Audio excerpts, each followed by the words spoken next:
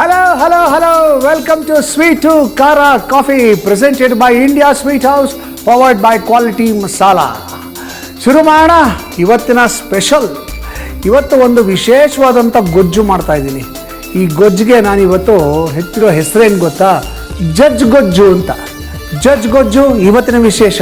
ಏನೇನು ಪದಾರ್ಥಗಳು ಬೇಕು ನೋಟ್ ಮಾಡ್ಕೊಳ್ಳಿ. ಮೊದಲನೇದಾಗಿ ನಾನಿಲ್ಲಿ ದೊಡ್ಡದಾಗಿ ಹೆಚ್ಚಿಟ್ಕೊಂಡಿರ್ತಕ್ಕಂಥ ಟೊಮೆಟೊ ಇಟ್ಕೊಂಡಿದ್ದೀನಿ. ಒಂದು 3 ಟೊಮೆಟೊ, ಒಂದು ಈರುಳ್ಳಿಯನ್ನು ಸಣ್ಣದಾಗಿ ಉದ್ದುದಕ್ಕೆ ಹೆಚ್ಚಿಟ್ಕೊಂಡಿದ್ದೀನಿ. ಹಾಗೆಯೇ ಒಂದು 4-5 ಸಾಂಬಾರು ಈರುಳ್ಳಿಯನ್ನು ಇಟ್ಕೊಂಡಿದ್ದೀನಿ. ಆಮೇಲೆ ಒಂದು ಒಗ್ಗರಣೆ ಮಾಡ್ಕೊತೀನಿ. ಅದಕ್ಕೆ ಇಂಗು, ಸಾಸಿವೆ ಒಂದು ಸ್ವಲ್ಪ, ಬೆಲ್ಲ ಒಂದು ಸ್ವಲ್ಪ, ಹುಣಸೆ ಹಣ್ಣಿನ ರಸ ಒಂದು ಸ್ವಲ್ಪ, ಒಂದು ಅರ್ಧ ಚಮಚದಷ್ಟು ಹಸಿಮೆಣಸಿನ ಪುಡಿ, ಒಂದು 1/4 ಚಮಚದಷ್ಟು ಅರಿಶಿನ, ಒಂದು ಸ್ವಲ್ಪ ಕರಿಬೇವಿನ ಸೊಪ್ಪು, ಆಮೇಲೆ ಎಣ್ಣೆ ಒಂದು ಸ್ವಲ್ಪ. ಹಾಗೆಯೇ ನಾವು ಬಳಸ್ತಾ ಇದ್ದೀವಿ ಕ್ವಾಲಿಟಿ ಮಸಾಲ ಅವರ ರಸಂ ಪೌಡರ್, ರುಚಿಗೆ ತಕ್ಕಷ್ಟು ಉಪ್ಪು. ಇವೆಲ್ಲ ನಮ್ಮ ಇವತ್ತಿನ ಸ್ಪೆಷಲ್ ಅದ್ಭುತವಾದಂಥ ಜಜ್ ಗೊಜ್ಜುಗೆ ಬೇಕಾಗಿರ್ತಕ್ಕಂಥ ಪದಾರ್ಥಗಳು.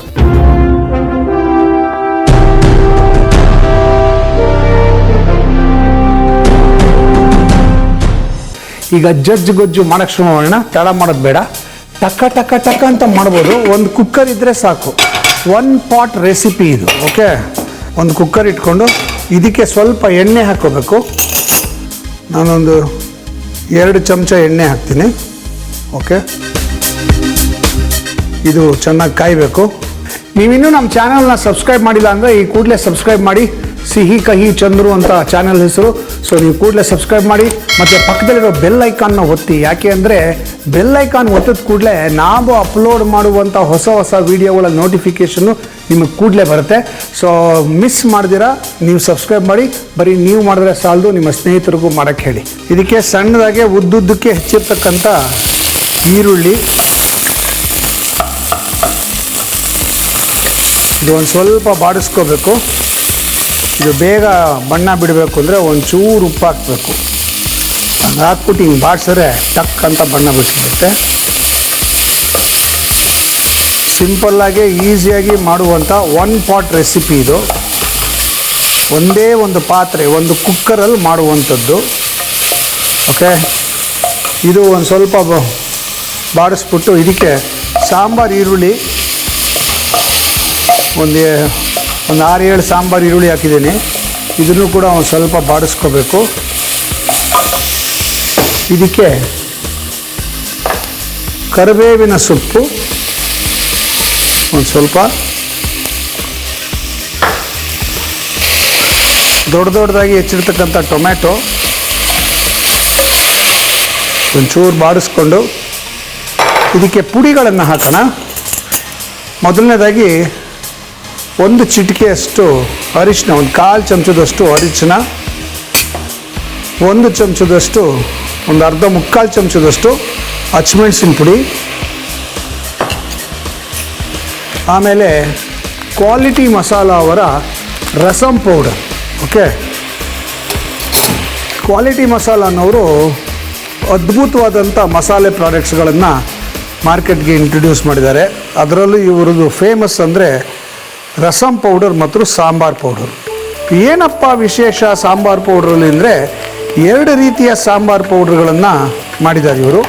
ಒಂದು ಇಡ್ಲಿಗೆ ಯೋಗ್ಯವಾದಂಥ ಸಾಂಬಾರು ಮಾಡೋದಕ್ಕೆ ಇಡ್ಲಿ ಸಾಂಬಾರ್ ಪೌಡರು, ಅನ್ನಕ್ಕೆ ಯೋಗ್ಯವಾದಂಥ ಸಾಂಬಾರು ಮಾಡೋದಕ್ಕೆ ರೈಸ್ ಸಾಂಬಾರ್ ಪೌಡ್ರ್ ಅಂತ 2 ರೀತಿ ಸಾಂಬಾರ್ ಪೌಡ್ರನ್ನ ಮಾಡಿದ್ದಾರೆ.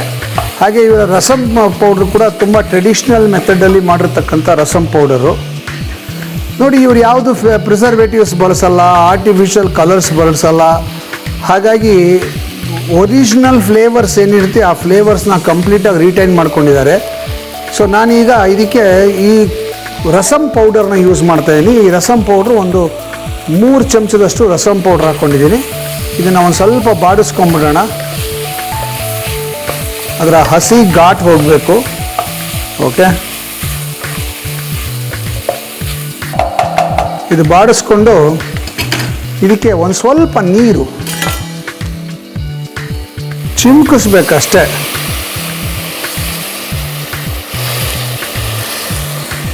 ಬಾಡಿಸ್ಕೊಂಡು ಕುಕ್ಕರ್ ಮುಚ್ಚಳ ಮುಚ್ಚಿ 1 ವಿಸಿಲ್ ಕೂಗಿಸ್ಬೇಕು. ಹಬ್ಬವೇ ಇರಲಿ ಹರಿದಿನ ಮಂಗಳವೇ ಇರಲಿ, ಶುಭಾರಂಭವಿರಲಿ, ಸಮಾರಂಭವಿರಲಿ, ನಿಮ್ಮ ಮಧುರ ಕ್ಷಣಗಳ ಮಧುರವಾಗಿಸಿ. India Sweet House. India Sweet House, making life sweeter.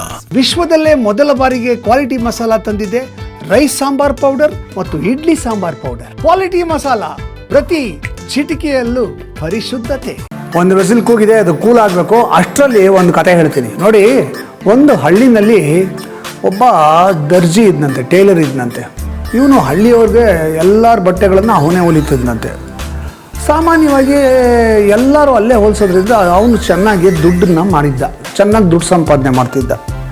ಆ ಊರಲ್ಲಿ ಒಬ್ಬ ಕಸಾಯಿಖಾನ ಇಟ್ಕೊಂಡಿದ್ದಂತೆ, ಅಂದರೆ ಮಾಂಸ ಮಾರೋ ಅಂಗಡಿ ಇಟ್ಕೊಂಡಿದ್ದಂತೆ. ಆ ಮಾಂಸ ಮಾರೋ ಅಂಗಡಿಯವನು ಯಾವಾಗ್ಲೂ ದಾನ ಧರ್ಮಗಳನ್ನು ಮಾಡ್ತಿದ್ದಂತೆ. ಯಾರೇ ಬಡವರು ಹೋದ್ರೂ ಅವ್ರಿಗೆ ಒಂದು ಮಾಂಸ ಫ್ರೀಯಾಗಿ ಕೊಡೋದು, ಅಥವಾ ಕಾಸು ಕೊಡೋದು, ಅಥವಾ ಇನ್ನೇನೋ ಸಹಾಯ ಮಾಡೋದು ಮಾಡ್ತಾನೆ ಇದ್ದಂತೆ. ಹಳ್ಳಿಯವರೆಲ್ಲ ಸೇರಿಕೊಂಡು ಈ ದರ್ಜಿ ಹತ್ರ ಬಂದ್ಬಿಟ್ಟು, ಟೇಲರ್ ಹತ್ರ ಬಂದ್ಬಿಟ್ಟು, ಏನಯ್ಯ ನೀನು ನಮ್ಮ ಹತ್ರ ಎಲ್ಲ ದುಡ್ಡು ಇಸ್ಕೊಳ್ತೀಯ, ಎಲ್ಲರ ಬಟ್ಟೆ ನೀನೇ ಹೊಲಿಯೋದು, ಒಂದು ದಿವಸಕ್ಕೂ ಕೈ ಎತ್ತಿ ದಾನ ಮಾಡಿಲ್ವಲ್ಲ ನೀನು, ಯಾಕೆ ನೀನು ಹಿಂಗೆ ಅಂತ ಕೇಳಿದ್ರಂತೆ. ಅವ್ನು ನನ್ನಿಷ್ಟ ಹೋಗ್ರಿ ಅನ್ನಂತವನು. ಹಂಗಂದಾಗ ಎಲ್ರಿಗೂ ಸಿಟ್ಟು ಬಂತಂತೆ. ಅಲ್ಲ, ನಾವೆಲ್ಲ ಇವ್ನಿಗೆ ಇಷ್ಟು ಬಿಸ್ನೆಸ್ ಕೊಡ್ತೀವಿ, ಇಷ್ಟು ದುಡ್ಡು ಸಂಪಾದನೆ ಮಾಡ್ತಾನೆ, ಜುಗ್ಗನ್ನು ತೊಗೊಂಬಂದು ಒಂದು ಪೈಸಾ ದಾನ ಮಾಡಲ್ಲ ಇವನು, ಹಂಗೆ ಹಿಂಗೆ ಅಂತ ಅವನಿಗೆ ಬೈಯಕ್ಕೆ ಶುರು ಮಾಡಿದ್ರಂತೆ. ಅವನನ್ನು ಬಾಯ್ಕಾಟ್ ಮಾಡೋಕ್ಕೆ ಶುರು ಮಾಡಿದ್ರಂತೆ. ಪಕ್ಕದ ಊರಿಗೆ ಹೋಗಿ ಅವರು ಬಟ್ಟೆ ಹೊಲ್ಸೋಕ್ಕೆ ಶುರು ಮಾಡಿದ್ರಂತೆ. ಅದೇ ಸಮಯಕ್ಕೆ ಸರಿಯಾಗಿ ಟೈಲರ್ಗೆ ಆರೋಗ್ಯ ಕೆಡ್ತು. ಆರೋಗ್ಯ ಕೆಟ್ಟಾಗ ಸಾಮಾನ್ಯವಾಗಿ ಏನಾಗುತ್ತೆ, ಯಾರು ಹುಷಾರಿಲ್ಲರೆ ಏನಪ್ಪ ಹೇಗಿದೆಯಾ ಅಂತ ಹೇಳಿ ಒಂದು ಹೋಗಿ ವಿಚಾರಿಸ್ಕೊಂಬರೋದು ಮಾಡ್ತಾರಲ್ವ. ಹಳ್ಳಿಯವ್ರು ಯಾರೂ ಹೋಗಲೇ ಇಲ್ಲವಂತೆ. ಇವನು ಜುಗ್ಗ ಇವನು, ಅವನ ಹತ್ರ ಯಾಕೋಬೇಕು ಅಂತ ಯಾರೂ ಹೋಗಲೇ ಇಲ್ಲವಂತೆ. ಹಾಗೆ ಪಾಪ ಭಾಳ ನೆರಳಿನಲ್ಲಿ ಆ ಟೈಲರು ಸತ್ತೋಗ್ಬಿಟ್ನಂತೆ. ಸತ್ತೋದಾದಮೇಲೆ ಮಾರನೇ ದಿವಸದಿಂದ ಈ ಮಾಂಸ ಮಾಡ್ತಿದ್ನಲ್ಲ ಅವನು ದುಡ್ಡು ಕೊಡೋದಾಗಲಿ, ಫ್ರೀಯಾಗಿ ಮಾಂಸ ಕೊಡೋದಾಗಲಿ, ಈ ಥರದ ಬಡವರಿಗೆ ಸಹಾಯ ಮಾಡೋದಾಗಲಿ ಮಾಡೋದನ್ನು ನಿಲ್ಲಿಸ್ಬಿಟ್ರಂತೆ. ಎಲ್ಲರಿಗೂ ಆಶ್ಚರ್ಯ ಆಯ್ತಂತೆ. ಅಲ್ಲ, ಇವನು ಯಾವಾಗಲೂ ದಾನ ಮಾಡ್ತಿದ್ದ, ಯಾವಾಗಲೂ ಬಡಬಗರಿಗೆ ಹೆಲ್ಪ್ ಮಾಡ್ತಿದ್ದ, ಇದ್ದಕ್ಕಿದ್ದಂಗೆ ಎಲ್ಲ ಬಿಟ್ಬಿಟ್ನಲ್ಲ ಅಂದ್ಬಿಟ್ಟು ಎಲ್ಲ ಹೋದ್ರಂತೆ ಅವನ ಹತ್ರ. ಏನಯ್ಯ ನೀನು ಇಷ್ಟು ವರ್ಷ ನೀನು ಎಲ್ಲರಿಗೂ ದಾನ ಮಾಡ್ತಿದ್ದೆ, ಸಹಾಯ ಮಾಡ್ತಿದ್ದೆ, ಈಗೇನಯ್ಯ ನೀನು ನಿಲ್ಲಿಸ್ಬಿಟ್ಟಿದ್ಯಾ, ಏನು ನಿನ್ನ ಕತೆ ನಿಂದು ಅಂತ ಕೇಳಿದಾಗ ಆಗ ಆ ಮಾಂಸ ಮಾರೋನು ಹೇಳಿದಂತೆ, ಅಯ್ಯೋ ನಾನು ಎಲ್ಲಿಂದ ದಾನ ಮಾಡೋದು, ಈ ಊರಲ್ಲಿ ಇರೋದೇ ಒಂದು 10 ಜನ ಮಾಂಸ ತಿನ್ನೋರು, ಎಲ್ಲರೂ ಸಸ್ಯಾಹಾರಿಗಳು, ಅವ್ರು ಕೊಡೋ ದುಡ್ಡಲ್ಲಿ ನನಗೇ ಜೀವನ ಮಾಡೋಕ್ಕಾಗಲ್ಲ, ನಾನು ದಾನ ಎಲ್ಲಿಂದ ಮಾಡೋದು, ನಾನು ಅವಾಗ ದಾನ ಮಾಡ್ತಿದ್ದಾಗೆಲ್ಲ ಅದಕ್ಕೆ ದುಡ್ಡು ಕೊಡ್ತಾ ಇದ್ದಿದ್ದು ಆ ಟೈಲರು, ಅವ್ನು ದುಡ್ಡು ಕೊಡ್ತಾ ಇದ್ದ, ಅದನ್ನು ನಾನು ನಿಮಗೆ ಹಂಚ್ತಾ ಇದ್ದೆ, ಅವ್ನು ಮಾಡ್ತಾ ಇರಲಿಲ್ಲ ಅಷ್ಟೇ ಅನ್ನಂತೆ. ಆಗ ಎಲ್ರಿಗೂ ಶಾಕ್ ಆಗೋಯ್ತಂತೆ. ಯಾಕೆ ಈ ಕತೆ ಹೇಳಿದೆ ಅಂದರೆ, ನಾವು ಯಾರನ್ನೂ ನೇರವಾಗಿ ಅವ್ರ ಮುಖ ನೋಡಿ ಅವ್ರನ್ನ ಅಳಿಬಾರ್ದು. ಅವ್ರ ಒಳಗಡೆ ಏನಿರುತ್ತೋ ಏನು ಒಂದು ಸ್ವಲ್ಪ ಯೋಚನೆ ಮಾಡಬೇಕು, ಸ್ವಲ್ಪ ಕೆದಕಬೇಕು, ಆಮೇಲೆ ಅಳಿಯೋಕ್ಕೆ ಶುರು ಮಾಡಬೇಕು. ಆದರೆ ನಮ್ಮಲ್ಲಿ ಒಂದು ಕೆಟ್ಟ ಗುಣ ಏನಂದರೆ, ಯಾರನ್ನು ನೋಡಿದ್ರು ತಕ್ಷಣ ಅವ್ರನ್ನ ಅಳಿದು ಬಿಡೋದು, ಅವ್ರ ಬಗ್ಗೆ ಒಂದು ಜಡ್ಜ್ಮೆಂಟ್ ಪಾಸ್ ಮಾಡಿಬಿಡೋದು. ಅದನ್ನು ಮಾಡಲೇಬಾರ್ದು. ಯಾವಾಗಲೂ never pass a judgement on anybody on foresight. ನೋಡಿದ ತಕ್ಷಣ ಫ್ರೆಂಡ್ ಸೈಟಲ್ಲಿ ನೋಡಿ ಮಾಡಬೇಡಿ, ಅದು ಒಳ್ಳೆಯದಲ್ಲ. ಯಾವ ಹುತ್ತದಲ್ಲಿ ಯಾವ ಹಾವು. ಈಗ ಇದು ಆರಿದೆ, ವಾ ಅಷ್ಟೇ ನೋಡಿದ್ರಾ. ಈಗ ಟೊಮೆಟೊ ಚೆನ್ನಾಗಿ ಬೆಂದಿದೆ. ಈಗ ಜಜ್ಬೇಕು ಇದನ್ನು, ಸುಮ್ಮನೆ ಹಿಂಗೆ ಜಜ್ಜೋದು ಅಷ್ಟೇ ಇದ್ರ ಕೆಲಸ. ಅದಕ್ಕೆ ಜಜ್ಗೊಜ್ಜು ಅಂತ ಹೆಸರು. ಓಕೆ, ಇದಕ್ಕೆ ಹುಣಸೆ ಹಣ್ಣಿನ ರಸ,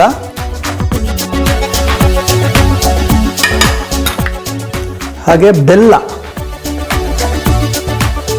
ಹಾಕಿ ಮತ್ತೆ ಒಲೆ ಹಚ್ಚಿ ಇದನ್ನು ಕುದಿಯಕ್ಕೆ ಬಿಡಬೇಕು.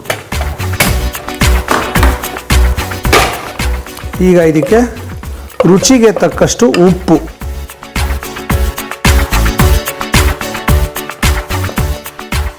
ಇದರ ಖಯಾಮತ್ ಇರೋದೇ ಇದರಲ್ಲಿ ಮ್ಯಾಜಿಕ್ ಆಗೋದೇ ರಸಂ ಪೌಡರಿಂದ. ಆ ರಸಂ ಪೌಡ್ರಿನ ಘಮ ಇರುತ್ತಲ್ಲ, ಅದರಲ್ಲಿ ಪರ್ಫೆಕ್ಟಾಗಿ ಆಗುತ್ತೆ.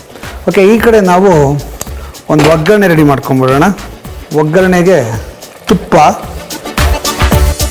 ಚೆನ್ನಾಗಿ ಕಾಯ್ಲಿಯೋದು. ತುಪ್ಪ ಕಾದಿದೆ, ಇದಕ್ಕೆ ಒಂದು ಸ್ವಲ್ಪ ಇಂಗು,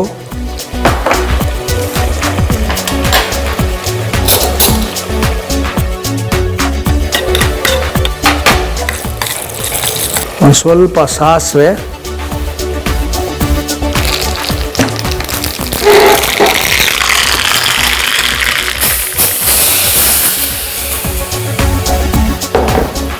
ಮೇಲೆ ಒಂದು ಸ್ವಲ್ಪ ಕೊತ್ತಂಬರಿ ಸೊಪ್ಪು ಹಾಕಿದ್ರೆ ನಮ್ಮ ಇವತ್ತಿನ ಅದ್ಭುತವಾದಂಥ ಗೊಜ್ಜು ರೆಡಿ. ಇದನ್ನು ಟೇಸ್ಟ್ ಮಾಡೋದು ಒಂದೇ ಬಾಕಿ.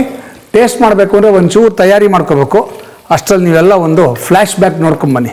ಚಪಾತಿ ಜೊತೆಗೆ, ಅನ್ನದ ಜೊತೆಗೆ ಸೂಪರ್ ಕಾಂಬಿನೇಷನ್ ಇದು.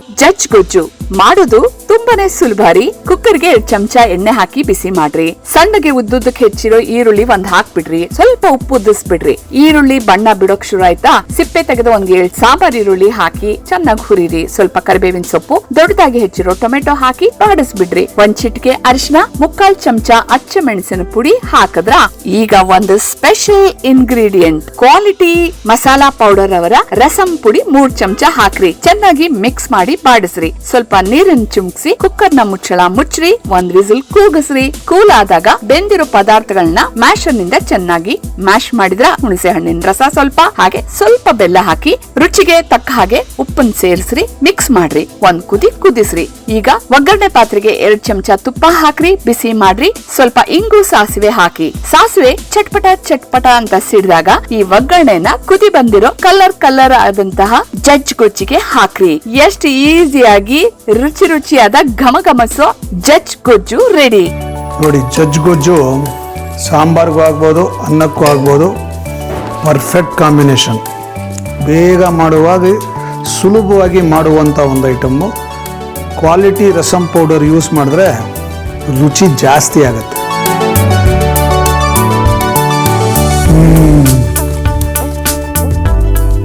ಪರ್ಫೆಕ್ಟ್. ಉಪ್ಪು, ಖಾರ, ಹುಳಿ, ಸಿಹಿ ಎಲ್ಲ ಬ್ಯೂಟಿಫುಲ್ ಆಗಿ ಬ್ಯಾಲೆನ್ಸ್ ಆಗಿದೆ. ಈಸಿಯಾಗಿ ಮಾಡುವಂಥ ಒಂದು ಗೊಜ್ಜು.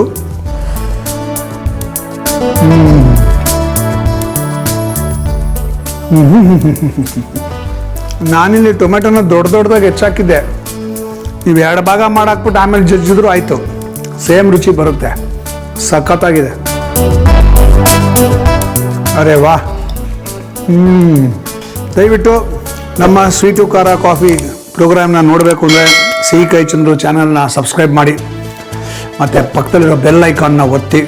ಓಕೆ, ಆಗ ನಾವು ಅಪ್ಲೋಡ್ ಮಾಡುವಂಥ ಹೊಸ ವೀಡಿಯೋಗಳ ನೋಟಿಫಿಕೇಷನ್ನು ನಿಮಗೆ ಕೂಡಲೇ ಸಿಗುತ್ತೆ. ನಿಮ್ಮೆಲ್ಲರ ಸಪೋರ್ಟ್ ನನಗೆ ಬೇಕು. Thank you very much. ನನ್ನ ಕಾರ್ಯಕ್ರಮವನ್ನು, ನನ್ನ ಈ ಚಾನಲ್ನ ಯಾರ್ಯಾರು ಸಬ್ಸ್ಕ್ರೈಬ್ ಮಾಡಿದ್ರು ಅವರೆಲ್ಲರಿಗೂ ಧನ್ಯವಾದಗಳು. ಯಾರ್ಯಾರು ಮಾಡಿಲ್ವೋ ಕೂಡಲೇ ಮಾಡಿ. ನಿಮ್ಮೆಲ್ರಿಗೂ ಧನ್ಯವಾದಗಳು. Thank you very much. ಈ ಗೊಜ್ಜು ಚಪಾತಿಗೂ ಸೂಪರು, ಅನ್ನಕ್ಕೂ ಸೂಪರು. ಹೊಡಿತಾ ಇರ್ಬೋದು ಬ್ಯಾಟಿಂಗು. ಜಕ್ಕಾಸಾಗಿದೆ. ಸೂಪರ್.